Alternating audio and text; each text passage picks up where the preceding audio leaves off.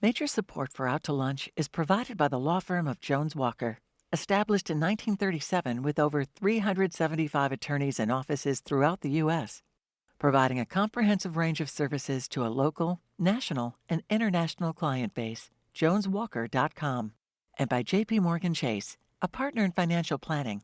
Looking ahead to retirement, growing your business, or for commercial banking, J.P. Morgan Chase offers advice and solutions tailored to individual needs and client well-being. More information is at jpmorganchase.com. And by Luba Workers' Comp, a regional insurance carrier dedicated to providing reliable workers' compensation coverage to employers and workers in 13 states across the Southeast. With personalized service, trusted expertise, and tailored solutions, Luba helps businesses protect what matters most. Discover more at lubawc.com. From Collins on St. Charles Avenue in Uptown New Orleans, we're Out to Lunch with Peter Raschuti, Tulane University A.B. Freeman School of Business professor and director of the Birkenroad Reports. It's business, New Orleans style. Hi, I'm Peter Raschuti. Welcome to Out to Lunch. I'm going to hit you with some statistics about women. Here's the first one. Around 50% of the population in the U.S. are women. You probably knew that one. Here's another one. Women-owned businesses, according to the National Association of Women Business Owners, 42% of existing U.S. businesses are owned by women. So, pretty good, right? Now we move on to entrepreneurs. This one's not so good. Of all the people who start up and run a new business, only 20 to 25% are women. So now we get to the percentage of venture capital invested in those startup businesses. What percentage of venture capital goes to women's startup entrepreneurs? You're probably picking up a trend here downward. We've gone from around 50% to 42 to 25. If this downward slide were to continue steadily, you might expect women entrepreneurs to receive 15% of all the investment capital in the U.S. That would be pretty dismal, wouldn't it? Given that they make up 25% of the startup population, the actual statistic is 2%. Yes, you heard that right. Going into the second quarter of the 21st century, women entrepreneurs of the United States receive 2% of all venture capital. That's why, here in New Orleans, Jane Cooper and her colleagues run an investment company called Flamingo Funders. Flamingo Funders is a group of women investors who invest in women founders. They started in 2022, and so far they've invested close to $250,000 in 6 companies. Jane Cooper, welcomed Out to Lunch. Thank you so much, Peter. Pleasure to be here. Tiffany Langlanez started her business, Ferret Napoleon, in 2014. Tiffany was making handmade jewelry out of oyster shells. She went from selling a few to getting featured in several fashion shows, and soon her jewelry was available in 55 stores across the country. Tiffany figured out if she could take her own product and market it successfully, she could probably do the same thing for other people's products as well. That's why today Ferret Napoleon is a marketing firm that offers a wide range of services and boasts an impressive list of clients as interesting as the Cane River Pecan Company and Piety and Desire Chocolates, and as diverse as Brennan's and the Bulldog. Tiffany Langlanez, welcomed Out to Lunch. Thank you so much for having me. Jane, let's stick with some statistical analysis for a minute. If only 2% of women entrepreneurs find investors, that's getting pretty close to statistical zero. There's no logical reason that a concept for a business created by a woman is going to be any better or worse than a concept created by a man. If almost zero startup businesses founded by women get financed, there must be a lot of good ideas out there waiting for investors. So Flamingo Funders must have the pick of a wide range of potentially blockbuster businesses. Is that in fact what you're finding? We are finding some potential blockbuster businesses, but the Flamingo Funders also focus on very early stage companies, very early stage female founders. So of course, the earlier the business is in its startup journey, the higher the risk is in terms of success or failure for the investors, because as we know, only 10% of businesses that are started in this country by men or women, make it to 10 years. So investing is not for the faint of heart. But what the Flamingos have found is that these early stage female founders struggle to find investors in this market that take them seriously. Are there other women-centric funding organizations out there in maybe other parts of the country? There are, and most of them are much larger than we are. I mean, we are a small group. We have about 26 accredited female investors that make up the Flamboyance, which, by the way, is a group of flamingos. It's a Oh, flamboyance. I did not know that, like a murder of crows. Yes, Yep. exactly. So there's a great deal of passion in our group. But we are also limited in terms of the capital that we can invest, and the number of deals that we can support. And Jane, you told me you have a plastic flamingo in your trunk. I do. I can never tell when that's needed. Tiffany, we seem to be living in a world these days where everybody knows everything. We all get access to the same information at the same time. We all know about the latest trends because we're all looking at the same social media. For a few dollars a month subscription, we can all have access to an AI tool that will create a marketing campaign for our business and even fine-tune it in real time if we know how to prompt it. So given all that, when a client comes to you for help with marketing a product or their business, what are they expecting you to do for them that they can't do themselves? What a lot of people come to us for is having knowledge that we can already funnel their way. You know, a lot of people say, I'm not sure how am I supposed to know everything that is going on. And our job is actually to let you know this is what's trending. This is what is currently in the news, current events wise. This is also pop cultural, something that is of importance possibly that could be of that could resonate with their brand, or even down to this is the best way to access this kind of demographic or be on this platform because this is who you're trying to reach. And what we're giving them is already vetted information and understanding that we're staying up to date with current trends no matter what. The other day I had a conversation with someone and she said, am I supposed to come up with everything? And I said, no. You tell us what you do, then we take that and make it digestible and accessible to the right people. And then we go from there. And not everything that is happening currently trend-wise is something that we would recommend for everyone. So you pick and choose, and we're able to guide and give understanding of what may be the best for a client. But again, it's very experimental these days. Do you find you're attracted to working with a certain type of client or business that you prefer to specialize in, like food or hospitality, or you're pretty much open to anything? The way I started my business is actually in the food and beverage industry with hospitality focus. And with the start of the pandemic, it was a hard realization for quite a lot of people in New Orleans, everywhere, of course, globally, that so many different industries were going to be affected. And I felt like I was slapped very hard in the face and cried every single day for 2 weeks afterwards, which is very crazy that we just had remembrance of however many years it's been since COVID started. And at that point in time, I had lost about half of my business. All of those people closed. People were not visiting restaurants in person. People were not coming to visit New Orleans. And what happened from there was the name of the game was diversify your portfolio. So since then, it has been such a turnaround change to work with all kinds of different industries. I now work with an IVF clinic, have worked with a mosquito control client, have worked with a software company. It's almost like throwing a dart at the wall to see what we can work with these days. But the same thing is across the board in its marketing.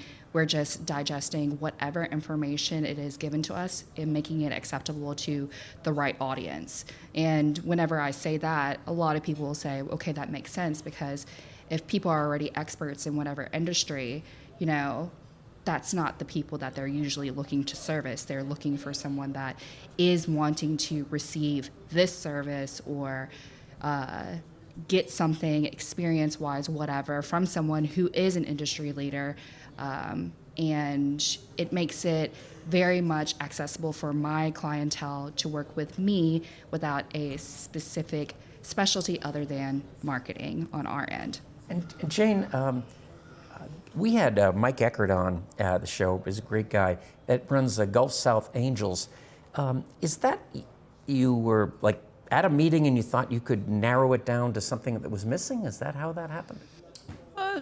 That was sort of how it happened. I have been a member of the Gulf South Angels. I was for a number of years. Was on the board actually, and they do great work, and they have over 150 members in that angel network, and they invest in deals that are much further along than the Flamingo funders, that have maybe capital needs of over $1 million, and may be located in other parts of the country. The Flamingos felt that women, in general, female founders, were underappreciated and underserved, and early stage founders are going to be raising much lower sums of capital, maybe $150,000 to $500,000. So our investment could make a real impact for them to move them along their journey in terms of additional sales, additional talent, and with a focus just on Louisiana. We really have a very specific target audience in mind for our capital. And also, the Flamingos feel very strongly that part of our job is to mentor these founders. So we actually had a screening call with a potential with a founder who's going to pitch to us in May at our meeting this morning.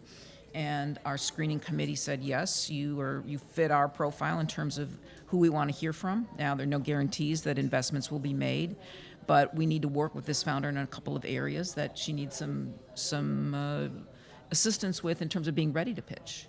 But she's got a good product, she's got a target market, she's actually got some customers. So, we really want to help these women get traction so that they can pitch to larger angel organizations or can pitch to different funds in this market and help them as they grow. Do you go one step further on the top end? Do you go find these people, or they basically come to you?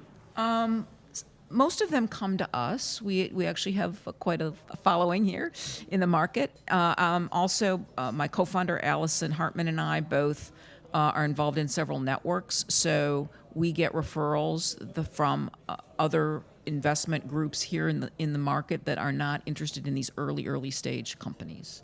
What's funny is one of my clients is Stronghold Studios. I'm not sure if you're familiar with them. They're not just Mardi Gras. It's an art installation studio. She creates a lot of things for Jazz Fest. She creates things, the Mardi Gras house floats.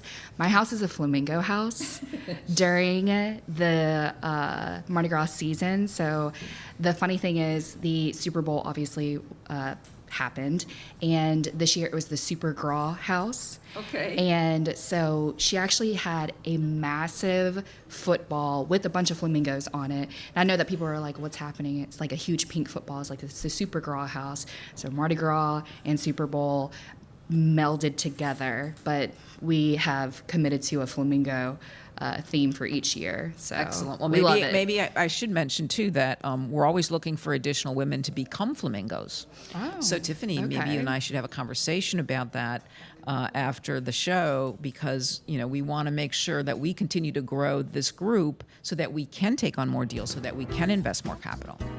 You're listening to Out to Lunch. I'm Peter Raschuti. I'm talking with Jane Cooper from Flamingo Funders and Tiffany Longlinez from Ferret Napoleon. We'll continue our conversation when we come right back from this short break. Out to Lunch is brought to you by Basics Underneath. Fine lingerie, personalized fitting, curated swimsuits, and workout wear. Uptown on Magazine Street and at basicsunderneath.com. And by Tracy Moore, broker, realtor, and partner at Rev Realtors, offering over 20 years of experience representing buyers, sellers, and investors. Learn more at tracy.revrealtors.com. You're listening to Out to Lunch. I'm Peter Raschuti. I'm talking with Jane Cooper from Flamingo Funders, a local collection of women investors who invest in women-owned startup businesses, and Tiffany Longlinez from marketing and branding company Ferret Napoleon. Tiffany, you have a Mardi Gras business that I guess is just probably seasonal, but a drive-through king cake facility. I'm having trouble even visualizing this. When people ask me questions, they're like, what is a king cake drive-thru? And I'm like, it's exactly what it says it is. It's a king cake drive-thru. And, it doesn't have to be too complicated. The thing that I realized is we're all about convenience these days. I'm a horrible Uber Eats person. Sometimes I'm like, I just need to make sure that I can feed myself and then keep going, or getting groceries, whatnot. You can schedule things these days. And it came to me and my husband in order to make king cakes more accessible to the greater New Orleans area, which is very funny because people would actually drive from however far away. People would be like, I'm in town from Houston. I heard about this, wanted to come to King Cake drive-thru because I don't have time. I'm only here for the weekend. I can't go to all these different bakeries, but I can see what your selection is and then get great options and bring it back home. And the crazy thing about it is that we've actually brought it to different metropolitan cities too. So now we've popped up in Houston and Atlanta and other cities like Bay St. Louis, Mississippi, Meridian, Mississippi. These are usually places that I have connections to. I have family and friends in both places for Houston and Atlanta, and then Meridian, some college friends. So it is a natural personal progression for where we do the pop-ups, but it's very, very much seasonal. This year, we were open for maybe 8 weeks, and we're only open Friday, Saturday, Sunday in New Orleans, and then we pop up in different dates in other places. Did you take like a McDonald's at gunpoint or something like that? You know, it's very funny is that we're actually set up at a tire shop. And it's a makeshift drive-through. So there's not actually a drive-through. It's an open concrete area, like a parking lot. And we set up cones and they drive through as if you're taking a U-turn, come up, select your king cakes and drive off. And we really pride ourselves on doing it very quickly. So if you realize that your kid got the baby yesterday in your class, they can pick it up right before class, go drop it off. No big deal because you're dropping off your kid already. Jane, what do you think's behind the fact that women entrepreneurs are so poorly funded? We have in this town, traditionally a difficult time with capital raising as well. But why women? I don't get that. But I'm not a selector. Having been a woman entrepreneur that's raised capital for her own business in the past. And now teaching entrepreneurship, which I teach at Loyola as an adjunct professor. I think in general, women are less likely to take risk. So to be an entrepreneur, you really have to put yourself out there, and you have to be willing to take the failures and successes. And for whatever reason, most of the students that I work with, and a lot of the female founders that I've mentored, it's a challenge for them. We probably don't have the background or the time to go into that. So I think one of the things that a group like the Flamingo Funders can do is give the women founders an opportunity to pitch to people that look like them. I will tell you that a lot of the female founders that have pitched to us have said we may have told them no, you're not ready for investment dollars, here are the things you need to work on. But they said they've never had such a receptive audience in terms of doing a pitch. It's very hard to get up in front of audiences and pitch your business and convince them to invest in it. And in this market, there are a number of other options, funding options, but it's such a small market that everybody knows everyone. So, your reputation kind of precedes you, both positive and negative.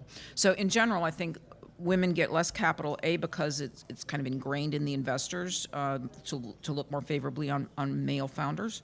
And then the women sometimes are their own worst enemy because they don't want to go out and really be aggressive on what they have to do. So again, we're trying to bridge that gap. Okay, Tiffany, where'd you get your money? Startup. Was it from Jane? Because we organize these shows very well. I appreciate everything that Jane's doing because, whenever I started my business in 2014, originally, I remember my parents up until a certain point was like, when are you going to get a real job? And I was like, I'm doing it. And I, for lack of another word, would say I bootstrapped it. I never had any money that was given to me for this. The good thing about my business is that a lot of the talent is myself. And so a lot of the things that I would need for materials or whatnot were like, here's my phone. And I had a laptop from college. I had a lot of things that didn't need all of the crazy equipment to get started. I could work from home. And now I have a team of 6 people that work for me full time. And I've continued to build, but I'm very intentional on how I spend money and whenever I grow the company. So what I've done is if I bring clientele on, and the one thing that people say was like, oh, if you get more business, what do you do? Do you tell them no? I was like, no, I just hire more people. But it makes sense because you're able to justify bringing on another person to accommodate the services that they're looking for. But I bootstrapped it all the way and continue to do that. And I have done it on my own. And, previously people have asked before, is like, were you interested in having a partner? I did way back when I was like, it'd be great to not do it on your own. It's very hard to do it because I sometimes want to bounce ideas off of people, and I trust my husband. I don't think I agree with anything he says. It's great, but I also hear certain things. And but at the end of the day, the great thing for me is knowing that when I make a decision, it's my decision, and I can move forward with that. But it may have been a different story to have a discussion with you way back whenever I started, and having that support to go forward from there. Because I very much, every step of the way was like little by little getting more and more, but not a lot of support financially. I mean, being an entrepreneur is a lonely job. It's Yes, it very is. lonely, and it puts incredible stress on your personal life. I mean, I have a supportive husband as well. I don't always agree with what he said, and I don't ask him for a lot of advice either, but he's happy to give it. But no, in all seriousness, I think, back to your question earlier, Peter, about why women struggle so much. I mean, let's face it, in daily life, if we have children or if there are other obligations that we have, it often falls on us to take care of those as well. So, disposable time may not be as available to female founders. And the idea of a co-founder is really an interesting one because, a lot of accelerator programs or even investors think that a co-founder does make it easier. I'm not sure I agree, because I think at the end of the day, unless you are really integrated with that person, and your spouse probably isn't the right person to be your co-founder for a number of reasons, you can end up, the company can end up going in a direction that you as the primary founder don't agree with. So it is harder to be on your own, but also the rewards are much greater when you're successful, I think. Tiffany, one of the things we hear from guests all the time is it's difficult to get people and the right people. Do you experience that, and who are you looking for? My team tends to actually be a young audience. A lot of the things that we work on marketing-wise is new marketing. When people think about traditional marketing, it's when you have created print advertising and quote-unquote old school marketing. A lot of the people these days that come to us client-wise don't necessarily want that. And am I saying that I don't fully support that kind of stuff? There is a time and place when it is important to use that kind of marketing, but these days it's very digital. So as we look forward for digital, a lot of the people that come and work for me, I need them to have some sort of familiarity with social media platforms. I can't necessarily in the right mind space say, yes, I want to bring someone onto my team if they've never worked on social media before, or are comfortable in that digital space. So a lot of my team is actually fairly young. The average age of my team is probably 25. And what they have known is never a life without Google, never a life without the internet, never a life without having a smartphone, really. And I definitely remember when, Facebook came around, and understanding that Instagram was a new thing. Instagram came out after I graduated college. And whenever I initially started my company, I did not think it would be as digital as it is now. So I'm very much working with employees that are, this is not new to them. This is things that they've grown up with. And it's an interesting mix of being able to have people that are professional enough and understanding, knowing the workforce, because some of these people, it's their first job outside of college. And they're like, oh, this is a job. And I will have to say to them that they, as casual as we may feel from time to time, because I am casual in how I work, I'm still very much professional, and knowing that there's a difference between both of that. So I think my team is great. There is a difference in generation, for sure, and understanding the type of work that I'm looking for and how to apply what they think is their everyday to something that does generate income, something that is an actual job, because other people will be like, oh, social media is fun. It can be, but there is statistics involved with this. There is much information that needs to be tied into it so that we can justify what our certain actions are. It's not just do this because it looks cool versus this, we are doing this because this generated these results and this became this many orders. And that's why the client wants to continue in this manner. Jane, can you be a new Flamingo? Do you accept new investors? Oh, absolutely. Oh, all right. That's why Tiffany and I will have a conversation okay. about how that happens. Yes, absolutely. I kind of knew why. I didn't know why you were lighting up when we mentioned that. That's working well. Tiffany, you know you're not headquartered at Napoleon and Fret, right? That's a I Trader am not Joe's. headquartered there. Yes, Trader Joe's is coming supposedly. Whenever it is open, I will say that Trader Joe's is there. So what's funny is that was the first place I'd moved to whenever I moved to New Orleans. I'm from Biloxi, Mississippi, moved here after college, and went to Millsaps in Jackson, Mississippi. Came shortly after graduating. And I lived there for about 3 years and started my business there. And to be honest, it's more of a working title. And the point of my brand name is never about me. It's actually to shine through our client work. So if you ever want to see anything, people may go to my social media and you're like, it doesn't seem like you're very active.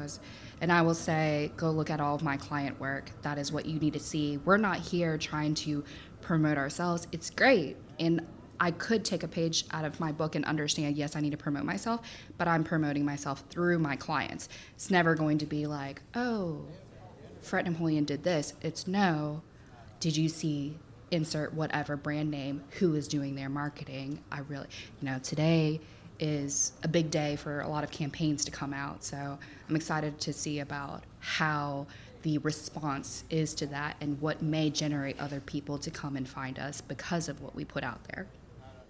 Tiffany, the namesakes of your company, Ferret and Napoleon, were both men who had an impact on New Orleans. William Ferret was mayor of New Orleans in the 1800s, and Napoleon was, well, without the Louisiana Purchase, who knows what the fate of New Orleans may have been.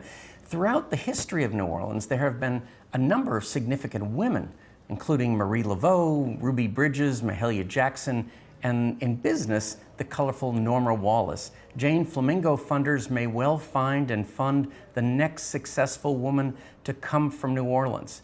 And Tiffany, Ferret, Napoleon may well get to represent them. That would be a satisfying type of poetic justice, don't you think? It's been great to meet you, Jane and Tiffany. Thank you both for taking the time to join me today on Out to Lunch. Thank you, Peter. Thank you, Peter. My guests on Out to Lunch today have been Jane Cooper, co-founder of Flamingo Funders, and Tiffany Langlaness, founder and CEO of Ferret Napoleon. We edited the show to fit into the time slot here on WWNO. You can hear our unedited conversation and find out more about Jane's and Tiffany's businesses and clients by listening to the Out to Lunch podcast. You can find and subscribe to the Out to Lunch podcast on your podcast app and on our website, itsneworleans.com. If you want to know what we all look like, you can find photos from this show on itsneworleans.com and on our Out to Lunch social media. These photos were taken today by Jill LaFleur, You can find more of Jill's photos at lafleurphoto.com. Out to Lunch is a production of INO Broadcasting for itsneworleans.com and WWNO 89.9 FM. The producer of our show is Grant Morris, our technical producer is Eric Merle, and our researcher is Amy Irvin. I'm Peter Raschuti. Thanks for joining me. I look forward to meeting you again next week around the lunch table for more business, New Orleans style, on Out to Lunch. Out to Lunch was recorded live at Columns on St. Charles Avenue. Columns serves lunch and dinner 7 days a week, hosts weddings and private events, features evenings of live jazz and more. Reservations for dining and hotel rooms are at thecolumns.com. Columns is a member of New Orleans & Company.